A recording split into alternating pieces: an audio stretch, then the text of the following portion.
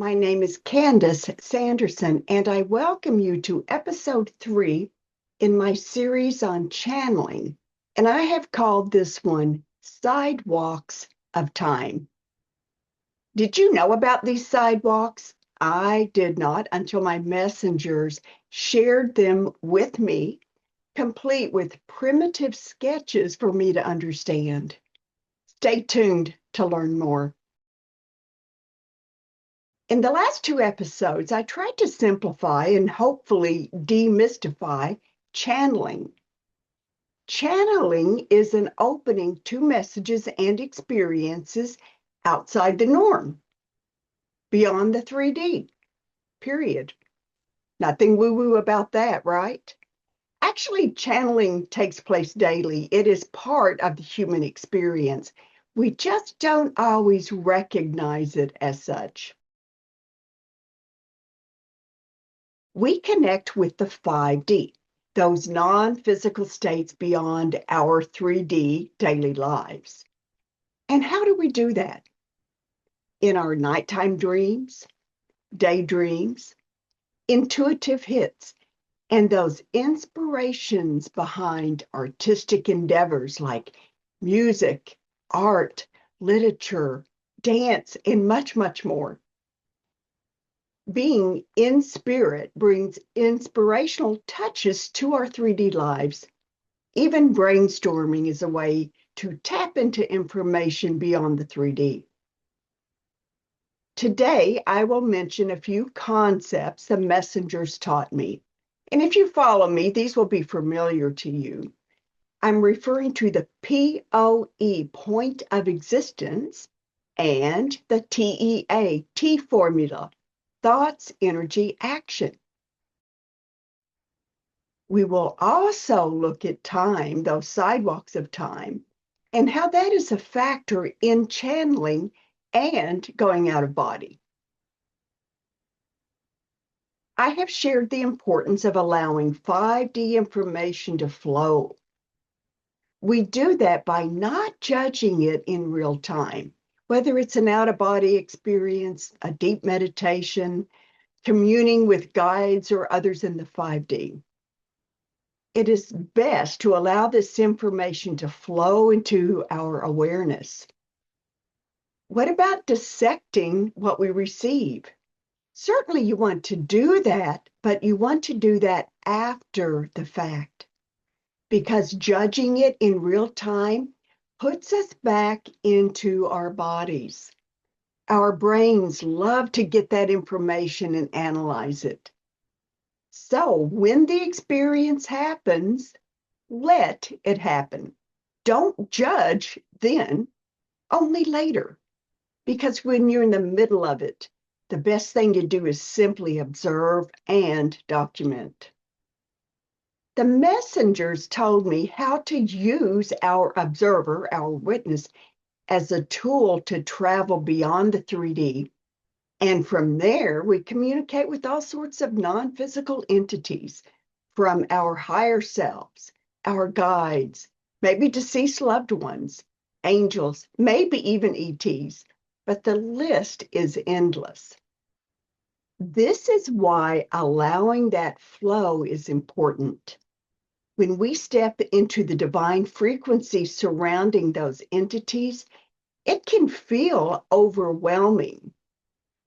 For example, when I connect with angelic beings, I most always cry. Their love and their compassion and the power that they have touch my heart, and tears just fall.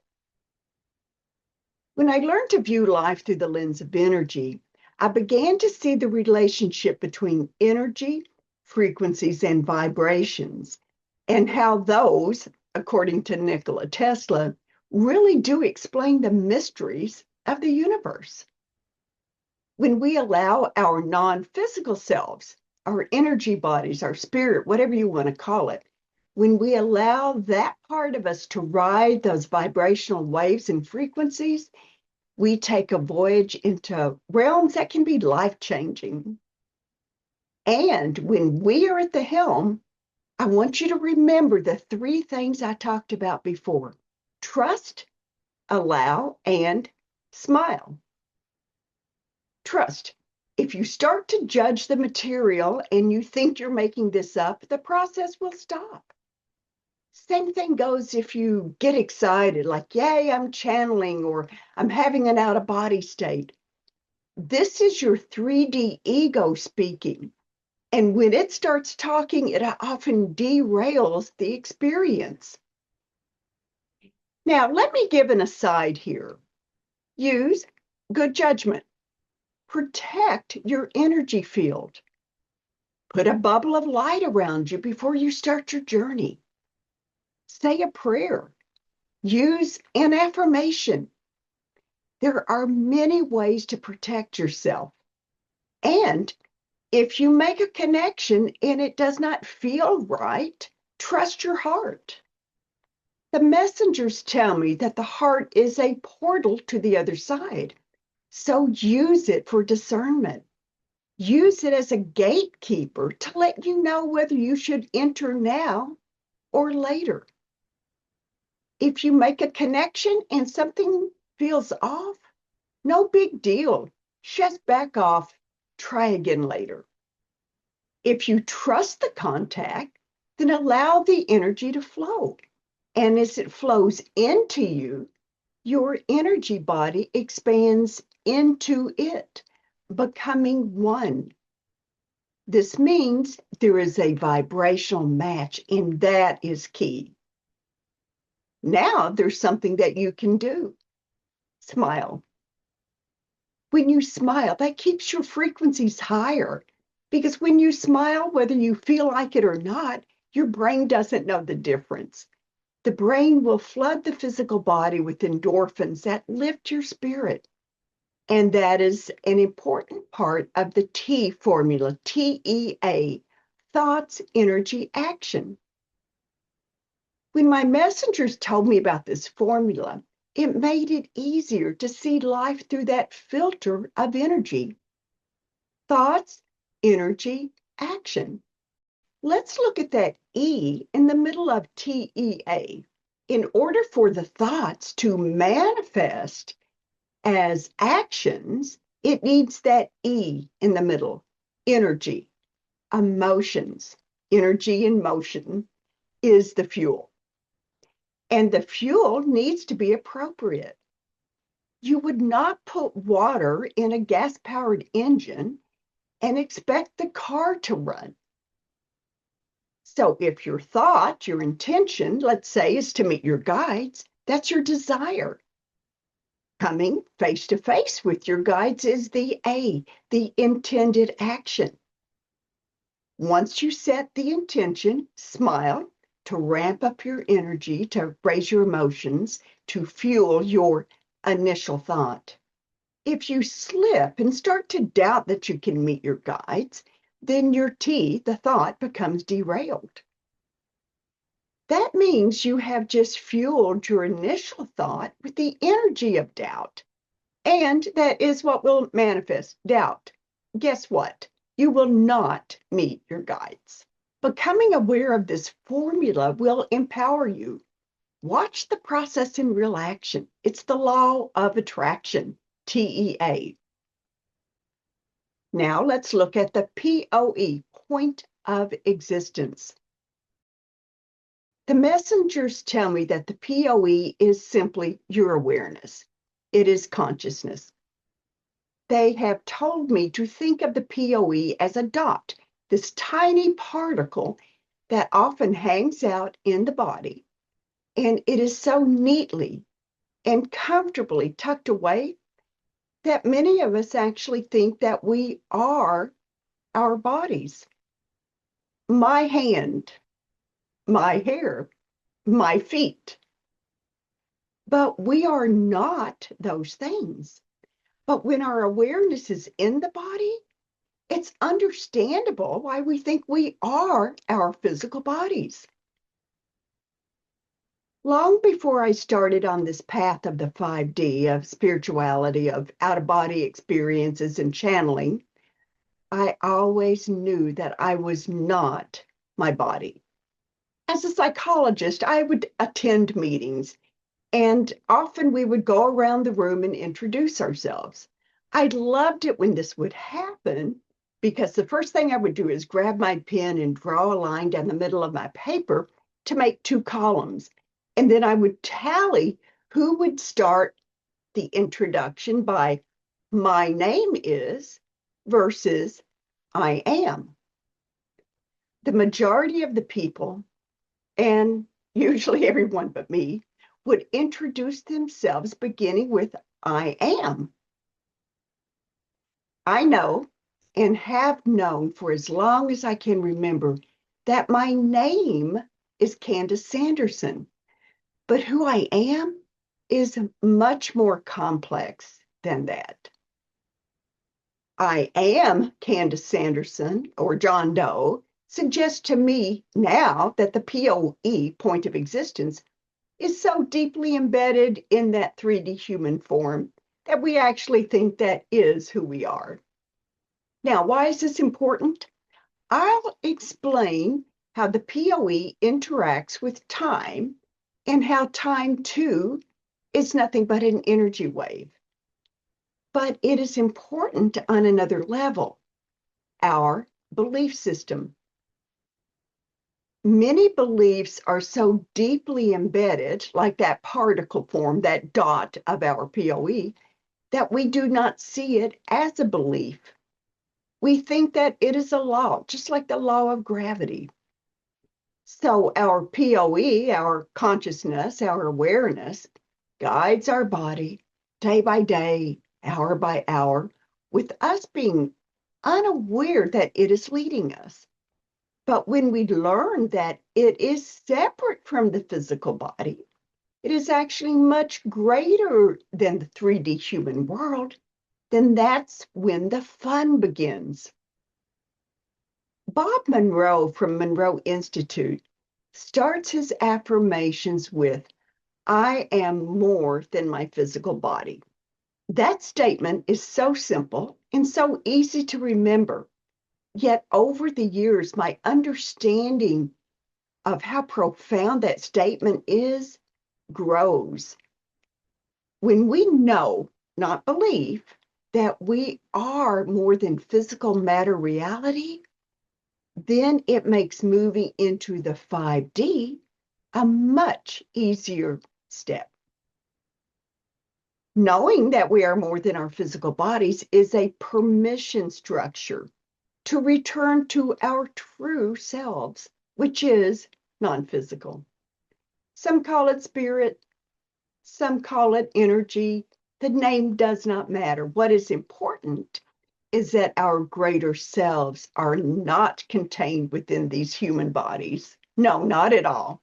We are much greater than that. Now that you realize the importance of knowing, not believing, but knowing that you are more than your physical body, let's see what happens when we move our points of existence out of our bodies. When we expand, we interact with time differently. I used to think that time was linear, straight like an arrow that moves in one direction only, forward. It moves from event A to event B. My messengers tell me that the path of time is not straight. It is fluid and it moves in waves. Time is actually, according to them, a sine wave. Professor Google says sine waves are the only waveform where 100% of the energy is concentrated at a single frequency. That in itself could be an entire episode, but not for today. If we look at the path from event A to event B, perhaps it's the time it takes to get from your house to grandma's house. Our POE, that little dot in our body, travels on that path. Our awareness of who we are in the 3D, which most of us think is the human body, moves on that straight path, like a little dot that hops down a sidewalk or a street. When we change that straight path to a sine wave, we can see how things get a little more complicated, right? We no longer travel on the straight and narrow. That path is curvy, so it is longer and it takes more time. Time slows. Time is fluid. What happens when you're having fun? Time is too short. There's not enough time. How about when you have a root canal? Time is much slower. Everyone has experienced this, time speeding up or slowing down. When the messenger showed me the diagrams of straight and curvy lines depicting time, it made it easier for me to understand the concepts they were showing me.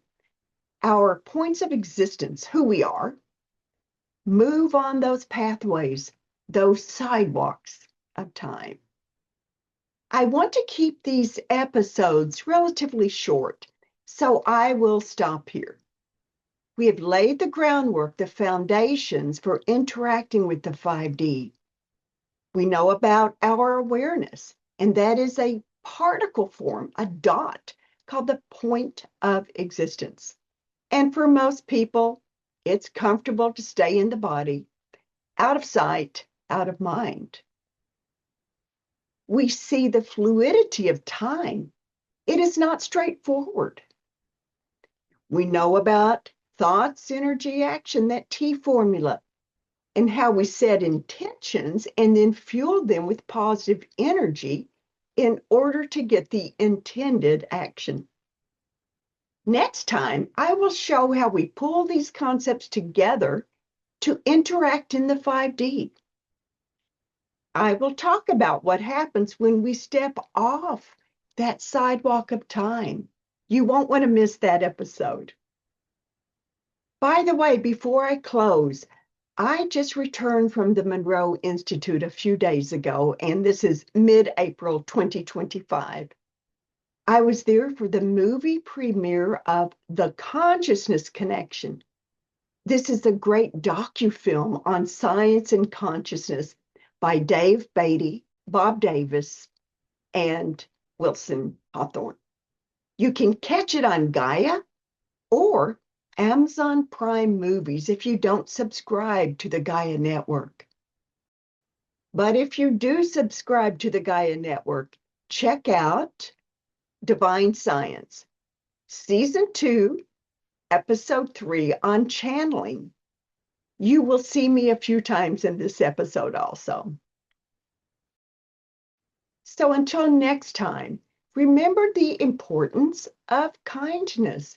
That's how we will change the world, one smile at a time. Feel free to like, subscribe, comment, and share.